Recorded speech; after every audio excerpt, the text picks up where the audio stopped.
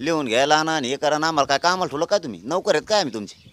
उलट्या बॉम्बा, चोराच्या उलट्या बॉम्बा असं झालं आता हे देवेंद्र फडणवीस. यातले टुंबळे उभा करून जर असं केलं ना, आरडाओरडा आमदार मराठ्याच्या अंगावर घालून, मराठ्याच्या अंगावर गेलेले आमदार संपले आणि तुमचं सत्ता संपली. कसल्याची दादागिरी, कायचा आमदार आणि फामदार काय दादागिरी? सगळ्याच्या दादागिऱ्या मोडीत काढतो मी. थोडं थांबा, यांची दहशत यांनाही, ज्या आमदारांची दहशत आहे ना, यांची दहशतच मोडून टाकतो सगळ्याची. विचार ना देवेंद्र फडणवीसला, इकडं कुंकड निघालं वर तोंड करून. मराठ्यांना मारायला निघालेले, मराठ्यांचे लेकरं संपवायला निघालेलं गिनीतच नाहीत आम्ही. हां, समाजाच्या विरोधात भूमिका घेतली. त्यांना समाजाचा आक्रोशच जर कळत नाही, फडणवीस साहेबांना ते रोखत नाहीत असं होऊच शकत नाही. ते लोक यांचं ऐकत नाहीत, मराठ्यांच्या विरोधात चाललेत म्हणल्याच्या नंतर हे षडयंत्र आहे मोठं. हे मोठा ट्रॅप रचलेला आहे मराठ्याच्या आंदोलन मोडीत काढण्याबाबत. पण मात्र हे लवकर होणं गरजेचं आहे. आता आम्ही नाही थांबत, 17 उपोषण होणार आहे. आता परिषद घेतील का की राहुल गांधी नाही फडणवीसाचा माणूस म्हणतील? अरे तुम्ही द्या ना, तुम्ही द्यायचं सोडून याला बोलन त्याला बोलन. काय काय ठेके घेतले का आम्ही?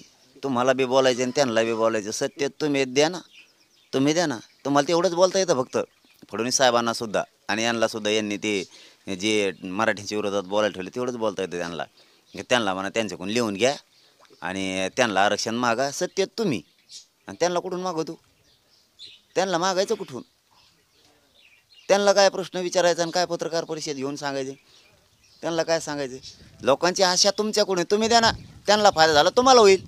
कळतंय का लाडला शब्द? मी तर काय पाडा म्हणलो नाही कोणाला. मी पाडा म्हणल्यावर तुमच्या काहीच येणार नाहीत. मी म्हणलो बी नाही आणखीन की पाडा म्हणून. आणि कोणासाठी पत्रकार परिषद घ्यायचं आमचं काम नाही, ते तुमचं काम आहे. ते राजकारण आहे तुमचं. तो काय म्हणला, ह्यो काय म्हणला, तो काय नाही म्हणला. आता ते कशासाठी बोलले तर कोणत्या देशातून बोलले तर आम्हाला काय देणं की नाही? देशातून बोलू नाही तर समुद्रात तो भरून बोलू नाही, एखाद्या वड्या नाल्यात तो भरून बोलू, कुठून बोलू, आम्हाला काय घेणं आहे ते काय बोलायचे? त्याला काय उत्तरं द्यायचे काय नाही द्यायचे तुम्ही तुमचं बघा ना.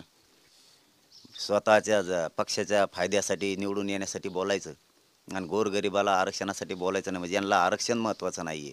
यांना आरक्षण मोठं असलं पाहिजे. बाकीचे बघा त्यांना किती आरक्षण मोठं आहे. ते आरक्षणासाठी पक्षाच्या नेत्याच्या सुद्धा विरोधात जातात, मराठ्यांच्या विरोधात आंदोलन उभा करतात आणि मराठ्याचेच पक्षासाठी आंदोलनं करतात. हे लिहून आणन ते लिहून आणन, आमच्या नेत्याला बोलवतो नामका होतो तामका होतो. यांना आरक्षण मोठं असलं पाहिजे. बाकीच्या ओबीसीच्या नेत्याला आरक्षण मोठं आहे, यांना पक्षांनी नेता मोठा आहे. जाऊ देऊ, त्याच्यावर बोलतच नाही मी, असले गिनीतच नाही आम्हाला. चल की तुम्ही मराठ्यांना आरक्षण द्या, हे मराठी डोक्यावर घेऊन नसते, पण तुम्ही नाही दिलं खेळ खलास. राजेंद्र राऊत यांनी मनोज जरांगे पाटलाचे कपडे फाडलेत अशी टीका लाड यांनी केली. मग तर कपडे चांगले आहेत भाऊ, मग कपडे फाडायचे ते जन्मायचं आहे. जन्मायचं आहे हो. मग मराठी कसे कपडे फाडितो हां, तुम्हाला मग त्या टायमालाच कळन कपडे फाडितोय मराठा का कपडे ठुत नाही का जंगलात राहायला जावं लागतं यांना. गारी का लागणार बुडीक बाल, 1.5 रुपयाला बुडीक बाल, 1.5 रुपयाला बुडीक बाल. मराठा आरक्षणाचे नेते मनोज जरांगे पाटील यांनी पुन्हा एकदा भारतीय जनता पक्षाच्या नेत्याला टार्गेट केलेलं आहे. मनोज जरांगे यांचे लक्ष आता भाजप नेते प्रसाद लाड ठरलेले आहे. थोड्या दिवसात ते बी येडं होतं की काय, ते बी बधीर होतं की काय, अशी टीका मनोज जरांगे पाटील यांनी केली.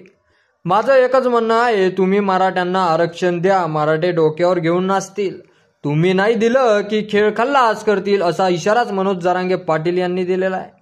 तुम्हाला जर राज्यातील 50 ते 55% मराठा विरोधात जाऊ द्यायचा नसेल तर मराठ्यांना ओबीसीतून आरक्षण द्या. मराठे दादागिरीला मोजत नाही, सगळ्यांची दादागिरी मोडीत काढणार आहे.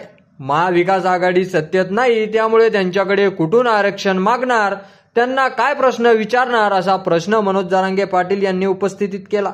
लोकांची आशा तुमच्याकडून आहे, तुम्ही आरक्षण द्या, मग तुम्हाला फायदा होईल. लोकसभा निवडणुकीत त्यांना फायदा झाला कारण तुम्ही आरक्षण दिले नाही, असे मनोज जरांगे पाटील यांनी महायुतीला सगळ्या सोयऱ्यांची अधिसूचना काढली, अंमलबजावणी काय केली नाही. सरसकट राज्यातील गुन्हे मागे घेऊ म्हटले होते, का घेतले नाही.